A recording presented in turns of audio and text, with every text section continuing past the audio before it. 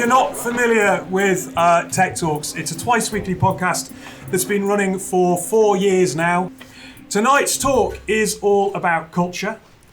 We're not going to come out to the audience and get you to ask questions, but Jack, very sorry to do this to you, but Jack is your voice for the night, my co-host, and he will be monitoring Twitter. So we would love it if you got your phones out and as the conversation was going on, use the hashtag TechTalksLive to contribute, ask questions, and if anything interesting pops up on that feed, Jack will grab this mic off me. Unfortunately, we only have one mic. The other one's not working, sorry.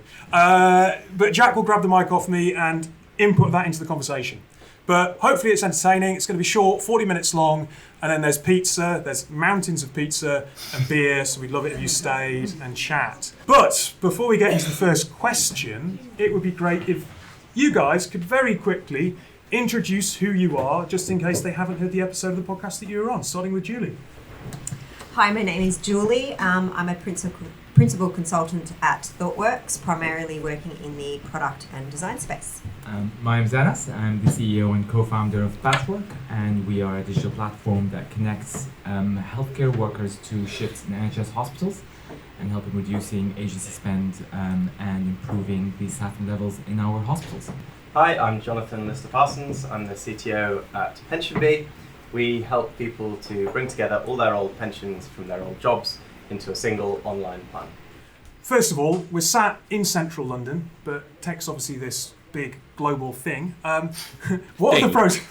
Articulate. What are the pros and cons of building a business in London today? There's many reasons why you like to be in London. Starting with talent, it is a magnet for diverse backgrounds and very talented people, and it's much easier to find these talented people in London.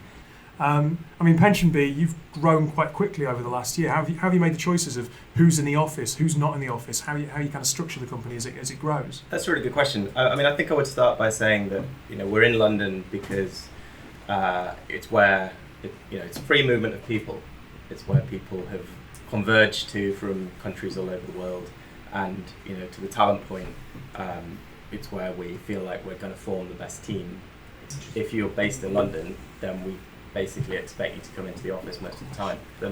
It's in the room where the magic happens, and we've got a lot of people who are not doing technology jobs. They're doing things that really benefit from being amongst their peers. It's really important to be able to be in the room and eyeball each other and have those discussions.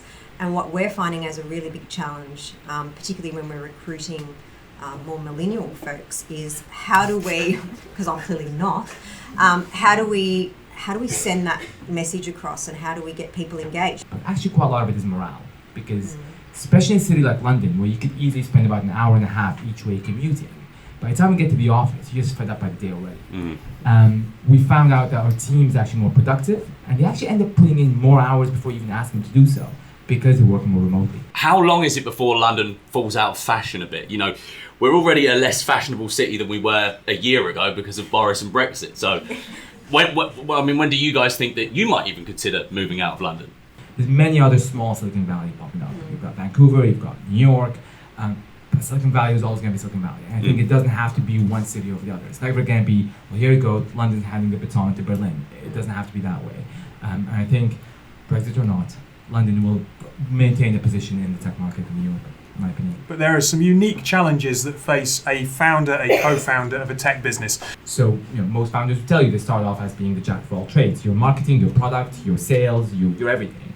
And then slowly you start evolving into becoming the delegator of tasks. And quite quickly you become a delegator of decision making. And that's when it becomes really difficult to move on from that point. So I think the biggest challenge of founding a business is not the obvious ones of finding funding and building the right teams. These are all very difficult. But on a personal level for the founder, it's appreciating that your role will evolve quite quickly, and sometimes not to the places you wanted to go, because there's a reason why you chose to be a founder. You love rolling up your sleeves and doing things. And the minute you stop being the doer and the coach for the doer, the minute you stop being the football player but the coach for the other football players, that's when you have a bit of an identity.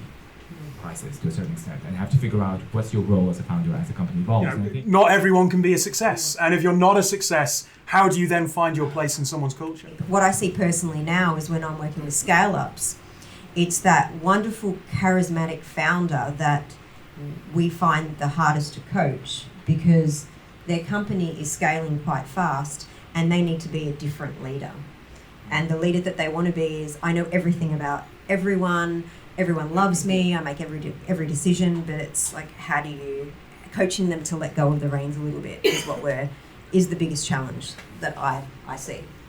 Mission and purpose are incredibly powerful forces in the tech space, but we never seem to kind of discuss the slightly darker side. So I think mission and purpose are always a good thing, as long as you define your mission and purpose in a way that actually makes sense as a mission and as a purpose. You know, because we often get the question like, what gets people out of bed in the morning? Going to mental health, I think this is a really tough one to get right, because often most companies, small or big, think of it as a top-down approach and think about policies you draft and having people trained in mental health. But really, it comes down to making sure everyone in the company is looking after each other. And I know it's a cheesy thing to say, but it's ultimately about ensuring that your people are looking after each other even when you're not around. So we build everything around happiness, and we have happiness managers. So that's the first thing that you get when you join is you know who your happiness manager is. Like, you know about that before you join, and you have 6 to 8 weeks between meetings with your happiness manager, and they sit down and they say, how are you feeling? And the whole dynamic of that conversation is, what can the company be better doing for you so that you feel good about yourself and about your work? And that's very, very different from meetings with managers that are normally the way around, where you're saying, what are you doing for the company and how well are you doing it? Which completely shuts down all sorts of conversations. Everyone else on the panel, how do we decompress? So I make sure that I'm always, I have time in the morning to meditate, journal, exercise, and I never miss a day because it makes me feel so good that I know that it's boring, but you know what, a bottle of wine just doesn't do it like a 20-minute meditation does. I don't know. I go with the morning ritual. I always like to have personal time before I go to work. So I read, or I like learning Japanese. That's nothing like software development, so I can recommend that. Konnichiwa. Konnichiwa. Yes, this next question is from Celine Prince. Again, sorry if I mispronounced your surname, Celine. And this one, I believe, is directly for Jonathan. How did it work out hiring juniors? Did they all become amazing engineers? They've stayed with the company because they've been able to grow in that. I don't mean because we would have kicked them out otherwise. I mean because it's been a satisfying journey for them. And they've grown in their skills, and I trust them with a lot, and I feel really good about that. And there's a couple more just with maybe 6 months less experience, and they do some really good work as well. How did it work? How do you maintain your culture with remote workers / consultants on site? So how do you ensure they keep up the culture? So start with contractors. Mm-hmm. We never treat contractors as contractors. Nice. Day one, you're part of the team. You're part of the same meetings. You're on Perk Box.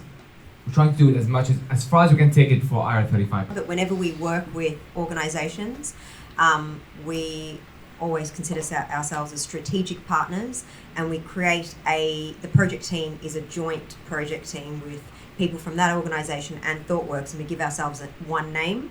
So, we could be like the purple team or whatever, but we then create our own norms within that team. So we're not a separate entity. We're always, from day dot, we're one team working towards these outcomes.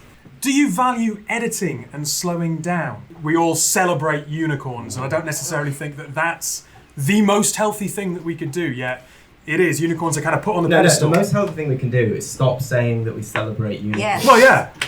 And They're start saying creatures. Things like we celebrate, that company that became profitable and pays its staff really well and have holidays. Yeah. Just, better messaging. I hope you enjoyed the contributions from our lovely panel. Thank you for coming along. If you want to find out more about them, go to the TechTalks website, type their names in, Julie Fedele, Nader, and Jonathan Lister Parsons, and you will be able to listen to their podcasts there and find out more. But apart from that, enjoy beer, enjoy pizza. Please stay and discuss, because there's a huge amount more on culture that we haven't touched, and thank you for coming along.